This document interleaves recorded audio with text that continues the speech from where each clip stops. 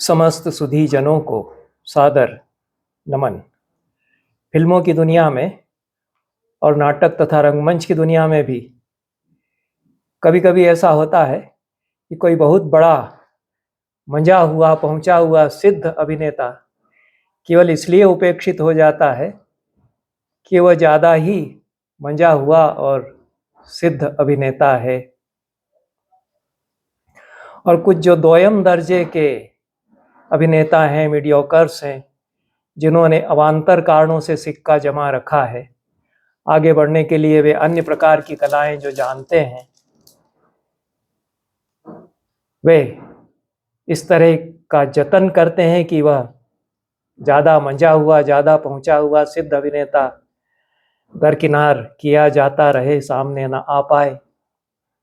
मुझे लगता है कि साहित्य की और कला की दुनिया में भी कभी कभी ऐसा होता है, होता भी आया है। कोई बहुत बड़ा लेखक जिसका अवदान बहुत व्यापक, गहन और विशाल है, वह इसलिए उपेक्षित हो जाता है कि उसका अवदान बहुत अधिक व्यापक, विशाल और गहन है और उससे पार नहीं पाया जा रहा है। पाठकों से, समीक्षकों से, साहित्य के तीरंदाजों के द्वारा उसका लक्ष्य भेद नहीं किया जा पा रहा है, उसके साहित्य को, और उसको इसीलिए दरकिनार कर दिया जाता है। कुबेरनाथ राय एक ऐसे लेखक मुझे लगते हैं कि उनकी चर्चा कम होती है, और यदि कम होती है उनकी चर्चा तो उसका कारण एक यह भी है कि उनका साहित्य बड़ा विशाल है, मात्रा में अपार है और कुछ गहन भी अधिक है। यद्यपि कुबेरनाथ राय यदि उपेक्षित हैं तो उनकी उपेक्षा के अन्य कारण भी हैं। एक तो उनकी जीवन यात्रा, जिसके कई वर्ष असम में नलबारी जैसी जगह में रह कर के बीते। यद्यपि नलबारी एक ऐसा स्थान है जहाँ पारंपरिक पांडित्य का बड़ा केंद्र रहा है, और आनंदराम बरुआ ने वहाँ संस्कृत की पाठशाला बनाई थी, उसमें बड़े पंडित रहा करते थे। बड़ी पंडित परंपरा नलबारी की है। कुबेरनाथ राय जो बने साहित्य की दुनिया में, उसमें नलबारी का तो योगदान रहा होगा, असम का योगदान भी रहा है, पर जो हिंदी की पेटी है, जो हिंदी बेल्ट है, उससे भौगोलिक दृष्टि से वे कुछ अलग थलग पड़ गए थे। यह दूसरा कारण है, उनके साहित्य की विशालता, गहनता के अतिरिक्त,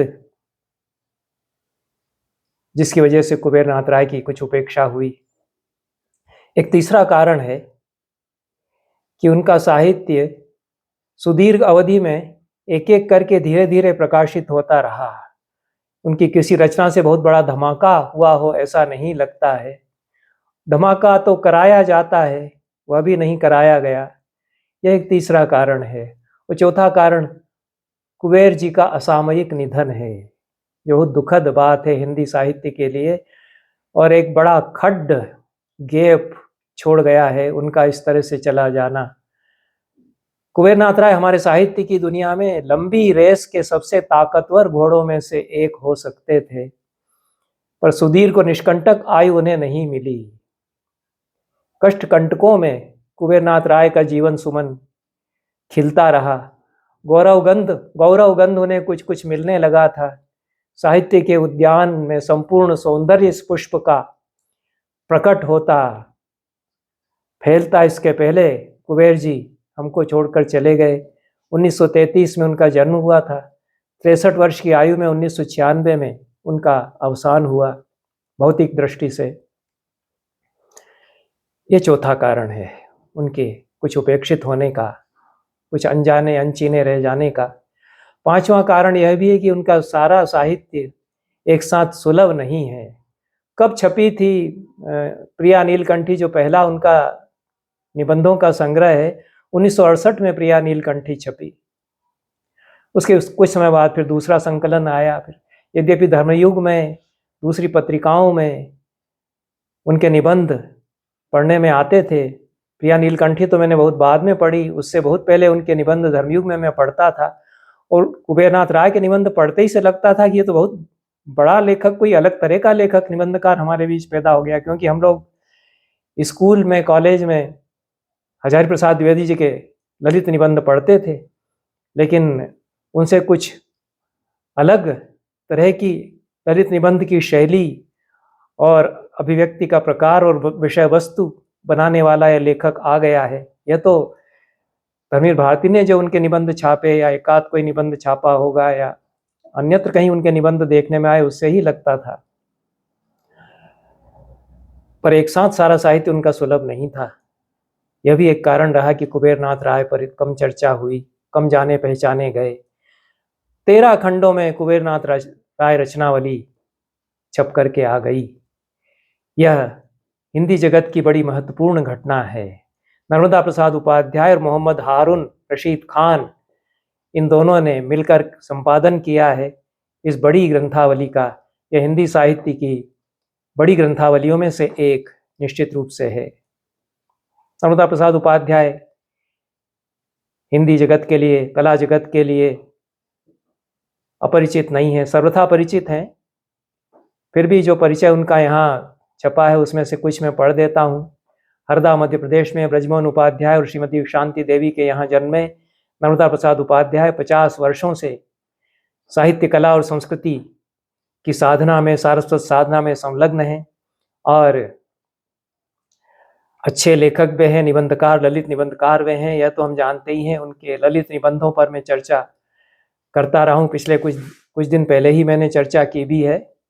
और बड़े पद पर वे रहे हैं, उतने ही विनम्र वे हैं। यह सबसे अच्छी बात उनके विषय में है। और विश्व में घूमे हैं, विश्व यात्री रहे हैं। इंग्लैंड, फ्रांस, ऑस्ट्रेलिया, दक्षिण कोरिया सहित अनेक देशों में प्रवासी रहे। और बड़ी बात यह है कि इन सारे देशों के संग्रहालयों में उन्होंने काम किया, विश्वविद्यालयों की कला वीथियों में उन्होंने काम किया। और एक वक्ता बहुत अच्छे वे हैं। यह सबसे अच्छी बात है। यह गुण दुर्लभ गुण है। जितना अच्छा गद्य कोई लिखता हो, कविता तो कदाचित उन्होंने लिखी या नहीं लिखी मुझे पता नहीं, पर जितना अच्छा गद्य वे लिखते हैं उतना ही प्रांजल सुंदर गद्य वे बोलते भी हैं। अच्छे निबंधकार वे हैं, समीक्षक हैं, संस्कृतिविद हैं। भारतीय कला के विभिन्न अनुशासनों में, खासतौर से लघुचित्र की परंपरा में उनका बहुत ही मौलिक और महत्वपूर्ण कार्य है और अंतर्राष्ट्रीय ख्याति उनकी इस कार्य के लिए है। 7 संपादित, 2 अनुदित, 16 निबंध संग्रह और 24 कला केंद्रित कृतियां उनकी प्रकाशित हैं। ब्रिटिश काउंसिल की प्रतिष्ठित फेलोशिप, शिवेंगर लेडर जर्मनी का सम्मान और धर्मपाल शोधपीठ की सीनियर फेलोशिप उन्हें प्राप्त है। देश विदेश में अनेक पुरस्कारों और सम्मानों से वे अलंकृत हैं। उत्तर प्रदेश हिंदी संस्थान का कलाभूषण, मध्य प्रदेश शासन की अखिल भारतीय शरद जोशी और कुबेरनाथ राय सम्मान सहित केंद्रीय हिंदी संस्थान का महापंडित राहुल सांकृत्यायन पुरस्कार भी उन्हें प्रदान किया जा चुका है। और उनके द्वारा किए गए भित्ति चित्रों के दस्तावेजीकरण पर केंद्रित मालवा के भित्ति चित्र को सर्वश्रेष्ठ हिंदी प्रकाशन के लिए 2022 में महामहिम उपराष्ट्रपति के द्वारा पुरस्कृत किया गया। वे इस रचनावली के संपादक हैं। उनके साथ सह संपादक मोहम्मद हारून रशीद खान हैं। 5 जुलाई 1969 में गाजीपुर में मोहम्मद हारून रशीद खान का जन्म हुआ। वे भी कदाचित कम चर्चित, कम जाने पहचाने इसलिए रह गए कि गाजीपुर में जन्मे, गाजीपुर में ही रहते हैं। कुबेरनाथ राय भी कुछ कम चर्चित इसलिए हुए कि दिल्ली में तो ज़्यादा आना जाना उनका कदाचित नहीं रहा। नलबारी में रहे, फिर गाजीपुर में आ गए। शिक्षण संस्था में सेवा करते हुए नलबारी में रहे, शिक्षण संस्था में सेवा करते हुए गाजीपुर में रहे। साहित्य साधना अनवरत करते रहे। चिंता उन्होंने कदाचित बहुत नहीं की कि कुछ ख्याति अन्यान्य कारणों से हो जाए, अन्यान्य साधनों से हो जाए, मान सम्मान कुछ मिल जाए। कुबेरनाथ राय को कितने मान सम्मान मिले मुझे पता नहीं है, पर एक बड़ा साहित्यकार हमारे बीच इस तरह से चला गया, थोड़ी सी टीस होती है। कुबेरनाथ राय को जैसा हमने जाना, बीए के छात्र जब हम थे तब से उनको पढ़ते आ रहे हैं और अभी तक पढ़ते हैं, बहुत आवश्यक लगते हैं वे हमें अपने लिए कि कुबेर नाथ राय हमारे लिए एक जरूरी लेखक हैं हमारे समय के। पर मोहम्मद हारून रशीद खान के बारे में सबसे अच्छी बात यह है कि वे कुबेर नाथ राय की तरह गाजीपुर में रहते रहे हैं, वहाँ पैदा हुए, वहीं रह रहे हैं और कुबेर नाथ राय के शिष्य और स्नेह भाजन में रहे हैं। यह और अच्छी बात उनके बारे में है। हिंदी से एमए है, डॉक्टरेट की उपाधि प्राप्त उन्होंने की है। कुबेर जी के ही रचना कर्म पर कुबेर नाथ राय की दृष्टि में स्वामी सहजानंद सरस्वती, ये किताब उनकी है। धर्मनिरपेक्षता बनाम राष्ट्रीय संस्कृति इस शीर्षक से चयनित निबंध उनके द्वारा संपादित छपे हैं और रस आखेटक के चयनित निबंधों का भी संपादन उन्होंने किया है। उन्होंने रचनाओं पर चिंतन शीर्षक से आलोचना की कृति का लेखन किया है और सजन पथ के पथिक और मेरी गुफ्तगू है अदीबों से जैसी महत्वपूर्ण साक्षात्कार विधा की कृतियां उन्होंने हिंदी जगत को दी हैं। उनका अवदान हिंदी के लिए कमतर नहीं माना जाना चाहिए। मोहम्मद हारून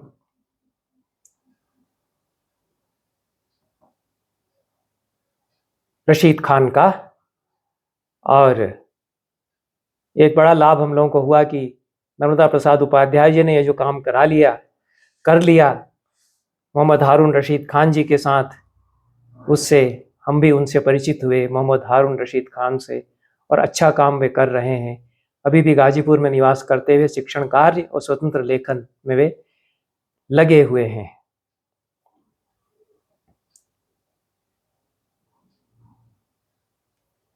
कुबेर नाथ राय रचनावली 13 खंड।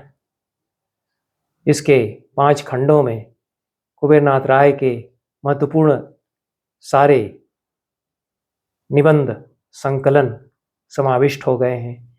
छठे खंड में तर्जनी, जो कि 1980 में प्रकाशित हुई थी, और रामकथा से संबंधित संपूर्ण चिंतन कुबेर नाथ राय का, वह इस छठे खंड में आ गया है। 7वें खंड में मणिपुतुल के नाम पत्र और चिन्मय भारत, ये बहुत महत्वपूर्ण उनकी पुस्तकें हैं, ये 7वें खंड में आ गई हैं। आगे के 4 खंडों में जो सामग्री है उसमें बहुत सारी सामग्री कुबेर नाथ राय के महाप्रयाण के पश्चात जो खंगाली गई, खोजी गई इन संपादकों के द्वारा। नर्मदा प्रसाद उपाध्याय जी ने भी गाजीपुर की यात्राएं की और हारून रशीद खान तो वहाँ रहते हैं, उनके पास तो यह सारी सामग्री, दुर्लभ सामग्री प्राप्त हो ही सकती थी। तो हिंदी साहित्य के एक बड़े विलुप्त होते वैभव को यहाँ सहेज करके रख दिया गया है। खंड 9 में अंधकार में अग्निशिखा 1998 में जो उनका ग्रंथ छपा था, और वाणी का क्षीर सागर, यह भी 1998 में ये 2 उनके ग्रंथ समाविष्ट किए गए हैं। 10वें खंड में कुबेर नाथ राय एक कवि भी थे और रामायण महातीर्थम उनकी महत्वपूर्ण प्रबंध कृति, कविता की संकलित कविताएं रामायण महातीर्थम में, ये 2002 में जो छपकर आई थी, वह 10वें खंड में इस रचनावली में आ गई है। और कंथामणि, यह जो 1998 का ही निबंध संग्रह है, काव्य संग्रह है, यह भी इसमें आ गया है। पूरा 10वां खंड कुबेर नाथ राय की कविता को समर्पित है। एक बहुत महत्वपूर्ण ग्रंथ है कुबेर नाथ राय का, और यह भी आंखें खोल देने वाला ग्रंथ उनका है, क्योंकि स्वामी सहजानंद जी के बारे में ऊपर से ही हमको कुछ जानकारियां थी, और स्वामी सहजानंद सरस्वती पर जैसा लिखा है कुबेर नाथ राय ने, वह बहुत महत्वपूर्ण उनका लेखन है, और वह इस 11वें खंड में आ गया है। 12वें खंड में आगम की नाव, धर्मनिरपेक्षता बनाम राष्ट्रीय संस्कृति, ये 2023 तक जो ग्रंथ कुबेर नाथ राय के आए वे इसमें आ गए हैं। और कहीं न जाई ऐसा अद्भुत बानी, यह निबंधों का संग्रह भी इस 12वें खंड में आ गया है। 13वां खंड बहुत ही महत्वपूर्ण है, और मोहम्मद हारून रशीद खान का परिश्रम उसमें सामने आया है। कुबेर जी की संक्षिप्त जीवनी हारून रशीद खान जी ने लिखी है, पठनीय है। अप्रकाशित डायरियाँ कुबेर जी की, और बहुत सारी सामग्री जो अन्यत्र कहीं नहीं आ पाई है। कुबेर जी की पत्रावली, और बहुत सारी उनकी साक्षात्कार की सामग्री और विभिन्न विद्वानों के द्वारा कुबेर जी के संबंध में प्रकट किए गए अभिमत और ललित निबंध की अवधारणा पर कतिपय विद्वानों के विचार जो कुबेर जी के ललित निबंध हैं उन पर, और ललित निबंध की मूल अवधारणा, इस पर सामग्री है। नलबारी प्रवास पर अच्छी सामग्री यहाँ पर जुटाई गई है। और कुबेर जी की हस्तलिपि के उदाहरण हैं। धुंधले कांच की दीवार की समीक्षा कुबेर जी की हस्तलिपि में यहाँ प्रकाशित कर दी गई है। डायरी के पृष्ठ भी कुछ उनकी हस्तलिपि में प्रकाशित कर दिए गए हैं। और कुबेर जी का व्याख्यान यहाँ आ गया है, सबसे अच्छी बात है। मोहम्मदाबाद इंटर कॉलेज स्वर्ण जयंती के अवसर पर उनका जो अध्यक्षीय अभिभाषण था वह यहाँ पर लिपिबद्ध कर दिया गया है। अंग्रेजी में लिखते थे कुबेरनाथ, अंग्रेजी के ही प्राध्यापक थे वो, अंग्रेजी तो उनका विषय ही था। और कई बार यह होता है कि अंग्रेजी के प्राध्यापक हिंदी में लिखने लगते हैं, अंग्रेजी के अच्छे समीक्षक वे हैं, पर हिंदी में उनका लेखन जाना जाता है, अंग्रेजी में उनका लेखन नहीं जाना जाता है। पंडित विद्यानिवास मिश्र के साथ तो बहुत अधिक ऐसा हुआ कि कम लोगों को मालूम है कि उनका अंग्रेजी में जो लेखन है, पाणिनि पर उनकी किताब के अलावा सौंदर्य शास्त्र पर और कला चिंतन पर वो कितना महत्वपूर्ण है यह कम जाना जाता है। उसी तरह से कुबेरनाथ राय जी के अंग्रेजी में आलेख है, ये यहाँ पर आ गए हैं। इसके अंतिम खंड में कुबेरनाथ राय जी की वंशावली आ गई है, उनको मिले हुए कृतियों, उनकी कृतियों की सूची, पुरस्कार, उनकी सूची भी आ गई है। और सृजन की अविराम यात्रा जो कुबेरनाथ राय की है वो इन 13 खंडों में उससे हम रूबरू होते हैं। सबसे महत्वपूर्ण बात जो इस कुबेरनाथ राय रचनावली में है कि नर्मदा प्रसाद उपाध्याय ने लगभग 100 पृष्ठों में जो पूरी रचनावली के लिए भूमिका लिखी है वह बड़ी देन नर्मदा प्रसाद उपाध्याय की हिंदी के निबंध साहित्य के अनुशीलन के लिए है। सुचिंतित भूमिका यह है, इसमें ललित निबंध का और निबंध का भी संपूर्ण इतिहास हमारे सामने उन्होंने बहुत ही सुसंबद्ध रूप में प्रस्तुत कर दिया है। और हिंदी निबंध की सारी यात्रा का ऐसा लेखा जोखा दुर्लभ है समेकित रूप में। और यह नर्मदा प्रसाद उपाध्याय जी का यह पक्ष सामने यहाँ पर आया है कि एक समीक्षक और साहित्य के अध्येता के रूप में उनका जो विशद अवदान है वह इन 100 पृष्ठों में हम देखते हैं। निबंध पर ही चर्चा जो उन्होंने की है महत्वपूर्ण चर्चा है। निबंध की जो सैद्धांतिक अवधारणा है, बंध शब्द उसमें है, और बंध क्या है यह विचार किया जाना चाहिए। और हमारे साहित्य शास्त्र में, हमारे कला चिंतन में बंध क्या है, इसमें कुछ और जोड़ा जा सकता था। शब्दार्थौ सहितौ काव्य बंधे व्यवस्थितौ काव्यम।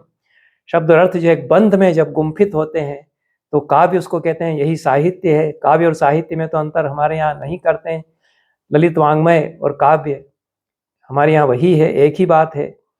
तो बंध की अवधारणा हमारे पूरे साहित्य में कितना महत्व रखती है, उसकी सारी दार्शनिक उपपत्तियों के साथ में निबंध पर विचार किया जाना चाहिए। नर्मदा प्रसाद उपाध्याय जी ने वैचारिक सूत्र यहाँ पर उपस्थापित किए हैं और भरत मुनि से लगा करके, क्योंकि काव्य बंधास्तु कर्तव्या 36 लक्षणान्विता, 36 लक्षणों से युक्त काव्य बंध कवि तैयार करे, ऐसा भरत मुनि ने निर्देश जो दिया है। और अभिनव गुप्त ने फिर बंध की अवधारणा पर विशद विचार किया है। विशिष्ट संरचना के अर्थ में जो बंध शब्द आता है, और निबंध में फिर वह उपाध्याय जी उस पर विचार करते हुए कहते हैं कि बंधन से परे तो कुछ भी नहीं है। तो जो बंधन से बाहर छिटक रहा है उसको निबंध में हम बांधते हैं, और निबंध में वह भी बंध जाता है।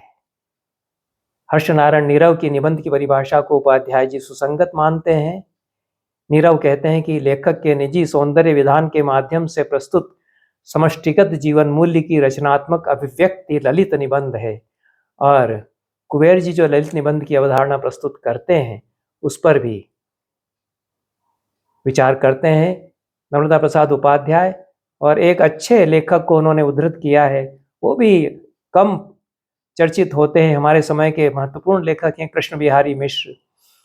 कुछ विजय बहादुर सिंह जी ने उन पर विचार किया है और मुझसे कराया है, अन्यथा कृष्ण बिहारी मिश्र की चर्चा कम होती है। वे स्वयं बहुत अच्छे निबंधकार हैं, वो भी बाहर कम निकले, कदाचित कलकत्ता में रहे, रच बस गए, कुछ ऐसे फक्कड़ मनमोजी फकीर जैसे आदमी हैं, तो आचार्य भी वे हैं, हिंदी के अच्छे आचार्यों में से उनकी गणना होनी चाहिए।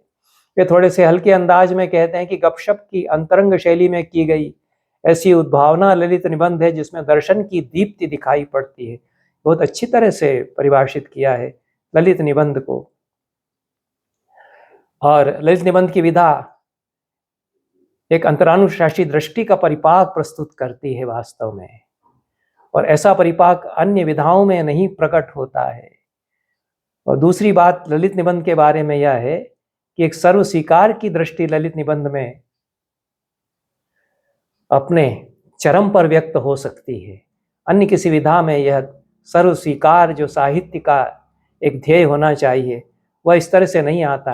अन्य विधाओं में बंध जाती है दृष्टि, ललित निबंध में खुली हुई है और फिर बनती भी है, तो सर्व स्वीकार को बांध लेती है, ऐसा भी हम कह सकते हैं। दो दृष्टियां हमारे दर्शन में, हमारे चिंतन परंपराओं में, हमारी ज्ञान मीमांसाओं में, हमारी कला और साहित्य की दुनिया में बनती हैं। एक तो सर्व स्वीकार की दृष्टि है और एक सर्व प्रहाण की दृष्टि है, एक इंक्लूसिविटी की दृष्टि है, एक एक्सक्लूसिविटी की दृष्टि है। साहित्य की विधाओं में कुछ में सर्व स्वीकार की दृष्टि आती है, कुछ विधाओं में सर्वहान की, सर्व प्रहाण की, एक्सक्लूसिविटी की दृष्टि भी आती है। मुक्तक जो छोटी विधाएं हैं, शिजो है, तांका है, हाइकू है, मुक्तक है, उनमें कुछ सर्वहान की दृष्टि भी आ सकती है। और सब कुछ छोड़ करके फकीर होकर के तो साहित्यकार लिखता ही है, सर्वहान की दृष्टि भी रहेगी, सर्वत्याग की दृष्टि भी रहेगी और सर्व स्वीकार की दृष्टि भी रहेगी। ललित निबंध में तो सर्व स्वीकार की दृष्टि आती है और सर्वहान की, सर्व प्रहाण की दृष्टि जो बौद्ध दर्शन का अपना एक बड़ा विचार है, वैश्विक दृष्टि है, उसकी वैश्विक दृष्टि बनती है उससे बुद्ध के चिंतन में। उसके उदाहरण कविता में देखना हो तो थेरी गाथा के मुक्तक है। कैसे छोड़ आई हूं मैं, यही चर्चा वे करते हैं, छोड़ा मैंने छोड़ा, यह भी छोड़ा वह भी छोड़ा, उखल भी छोड़ा मूसल भी छोड़ा, पति का घर भी छोड़ा। ये जो छोड़ने से बनी हुई दृष्टि है और लेने से, सब कुछ स्वीकार करने से बनी हुई दृष्टि है, वह तो ललित निबंध में आएगी। ललित निबंध कुछ हंसी का पात्र बनने लगा, उसमें ललित निबंधकारों का दोष नहीं था, ललित निबंध की विधा का दोष नहीं था। मैंने पहले भी कहा है, दोष हमारा उन लोगों का था जो उससे पार नहीं पा रहे हैं, क्योंकि सर्व स्वीकार को लेकर के चलेगा तो हम नहीं उसके पार जा पा रहे हैं, हमारी कमजोरी हो सकती है। लेबल लग जाता है जिस रचना पर ललित निबंध का, ये तो ललित निबंध है तो हमसे नहीं पूरा पढ़ पाएगा, हम नहीं इसके पार जा पाएंगे। छोटी कविता पढ़ ली, उपन्यास कहानी पढ़ लिया, लेकिन ललित निबंध बड़ी अथाह गहन विधा हो जाती है कई बार।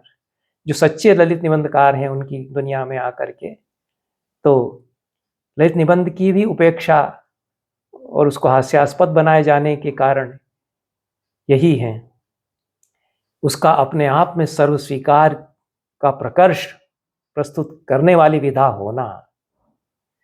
तो ललित निबंध का लेबल लग गया है क्या, इसीलिए छोड़ दिया जाएगा कुबेरनाथ राय को, विद्यानिवास मिश्र को, आचार्य प्रसाद द्विवेदी जी को तो फिर भी नहीं छोड़ा जाएगा क्योंकि वो तो कोर्स में इतने लगते हैं, और विद्यानिवास मिश्र जी को भी नहीं छोड़ा जाएगा, लेकिन कुबेरनाथ राय की उपेक्षा हो जाती है क्योंकि सबसे गंभीर तात्विक चिंतन प्रस्तुत करने वाले ललित निबंधकार तो वे हैं, पंडित भी वे बड़े हैं, विद्वान भी बड़े हैं। आचार्य प्रसाद द्विवेदी जी ललित निबंध लिखते हैं तो विद्वत्ता को, पांडित्य को थोड़ा सा ताक पर रख देते हैं, और वो कृष्ण बिहारी मिश्र जो कहते हैं कि हल्के फुल्के अंदाज में गपशप की शैली में चिंतन तो गहन प्रस्तुत करती है विधा, लेकिन वो अंदाज आचार्य प्रसाद द्विवेदी जी का गपशप का, गप्पबाजी का होता है, इसलिए वो झिल जाते हैं। कुबेरनाथ राय बहुत सारवान प्राणवान ललित निबंधकार हैं, पर आसानी से कदाचित नहीं झिल पा रहे हैं, पर महत्वपूर्ण तो बहुत हैं वे। इसलिए कुबेरनाथ राय को फोकस में लाने का प्रयास जो किया है, परिदृश्य में लाने का प्रयास जो नर्मदा प्रसाद उपाध्याय और मोहम्मद हारून रशीद खान ने किया है, वह स्तुत्य है। कुबेरनाथ राय जी की जो ये नर्मदा प्रसाद उपाध्याय की जो भूमिका है लंबी, उसमें हिंदी की ललित निबंध यात्रा का और निबंध यात्रा का। असल में सारे कंपार्टमेंटलाइजेशंस मिट जाते हैं साहित्य की दुनिया में। ललित निबंध जो है वह गंभीर निबंध बन जाता है, गंभीर निबंध कई बार ललित निबंध बनने लगते हैं। इसलिए खांचे स्वीकार किए बिना ही नर्मदा प्रसाद उपाध्याय ने पूरी निबंध यात्रा का बहुत अच्छा परिचय दे दिया है, यहाँ सर्वांगीण परिचय दे दिया है। भारतेंदु युग के जो प्रमुख निबंधकार हैं वे ललित निबंधकार भी हैं और गंभीर निबंधकार भी हैं, ऐसे कोई विभाजन नहीं वास्तव में ठहर पाते हैं। बालकृष्ण भट्ट हैं, बद्रीनारायण चौधरी प्रेमधन हैं, बाल मुकुंद गुप्त हैं, प्रताप नारायण मिश्र हैं, लाला श्रीनिवास दास हैं, ताराचरण गोस्वामी हैं, मोहनलाल विष्णुलाल पंड्या हैं। ये बड़े निबंधकार हुए और हर एक के निबंध के अपने अपने रंग हैं, अपनी अपनी खूबियां हैं, उनका अध्ययन किया जाना चाहिए। नर्मदा प्रसाद उपाध्याय जी ने बहुत गागर में सागर भरते हुए इनकी तारतमिक विशेषताएं भी बता दी हैं कि इनकी एक दूसरे के सामने रखने पर क्या खूबियां उजागर होती हैं। और फिर महावीर प्रसाद द्विवेदी पर वे आते हैं, दंडदेव का आत्मनिवेदन और महाकवि माघ का प्रभात वर्णन जैसे उनके निबंधों की चर्चा करते हुए द्विवेदी जी का जो समीक्षक रूप है वो कैसे उनके निबंधों में आता है और प्रखरता जो उनकी है उसको रेखांकित करते हैं नर्मदा प्रसाद उपाध्याय।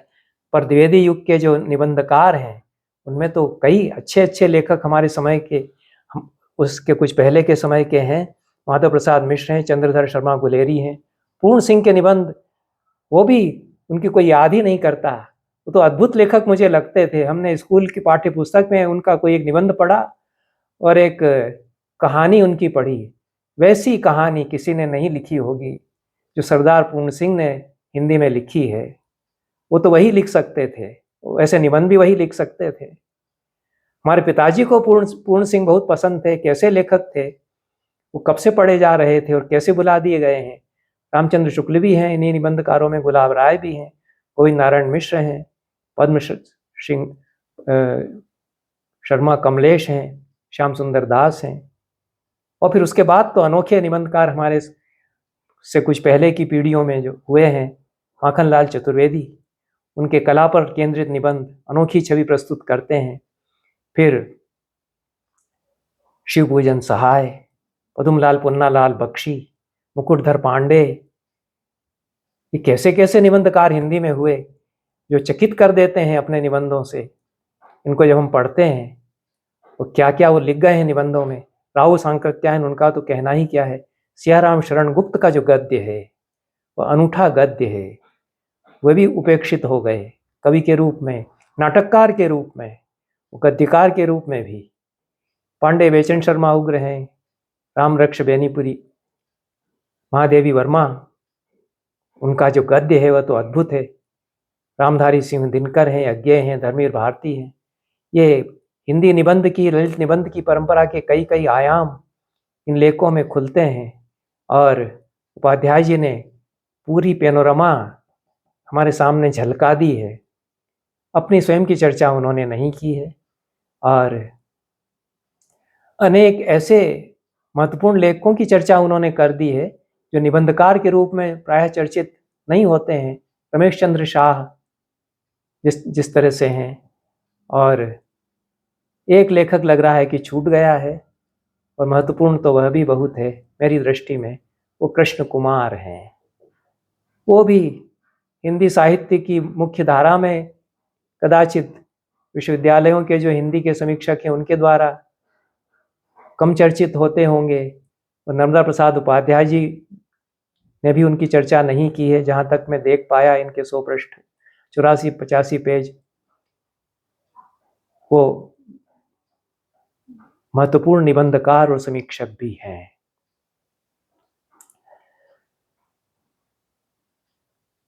नर्मदा प्रसाद उपाध्याय जी ने कुबेरनाथ राय की जो व्याख्या पद्धति है निबंध में, उनकी जो ऐतिहासिक दृष्टि है, वो भारतीय मनीषा के अन्वेषण की जो उनकी दृष्टि है, इनका अच्छा विवेचन इस भूमिका में किया है। खासतौर से हमारे जो सांस्कृतिक प्रतीक हैं उन पर जो चर्चा कुबेरनाथ राय करते हैं। कामधेनु, उसको कामधेनु क्यों कहते हैं और कितनी दूर तक कुबेरनाथ राय जाते हैं। कि ईरानी संस्कृति में और इंडो ईरानियन में कामधेनु के प्रतीक कहाँ आते हैं, मधु के और सुरा के प्रतीक और सोमरस के प्रतीक केवल वैदिक वाङ्मय में ही नहीं, विश्व के अन्य प्राचीन साहित्यों में कहाँ कैसे आते हैं ये। और ये जो मधुशाला है अंग्रेजी अनुवाद में मिलती है फारसी की, वहाँ तक वे पहुँचते हैं। कपिल मुनि और कामधेनु दोनों पर वे विचार करते हैं। इन सारे प्रतीकों पर, पूरी भारतीय मनीषा पर विचार करते हुए कुबेरनाथ राय की जो इतनी बड़ी दृष्टि विहंगम सर्वेक्षण करती हुई वो गांधी पर आकर के किस तरह से टिकती है, इसको भी नर्मदा प्रसाद उपाध्याय जी ने बखूबी पकड़ा है। और राम कथा पर कुबेरनाथ राय महत्वपूर्ण चर्चा करते हैं, उसके बाद क्यों आवश्यक हो जाते हैं गांधी और उन पर विचार करना। इन शब्दों के साथ ये जो ग्रंथावली, रचनावली आई है, कुबेरनाथ राय रचनावली, उसका मैं स्वागत करता हूँ। बहुत बहुत धन्यवाद। नमस्कार।